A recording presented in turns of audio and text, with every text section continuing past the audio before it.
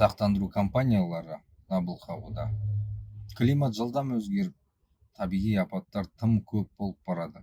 Қайғылы жағдайлардың зардаптары экономикаға орны толмас зиян келтіруде. Бұл өздігінен сақтандыру саласына да әсер етеді. Компаниялар жаңа шындыққа бейімделуге және тәуекелді басқару стратегияларын қайта қарауға мәжбүр. Дауыл, су тасқыны және орман өрттері сияқты жиі табиғи апаттарға ұшыраған өңірлерде сақтандырушылар полистердің құнын арттырып, төлемдер көлемін шектеуде. Мысалы, ақш-та 2021 жылдан 2024 жылға дейін сақтандыру құны 24%-ға, ал Юта штатында 59%-ға қымбаттады.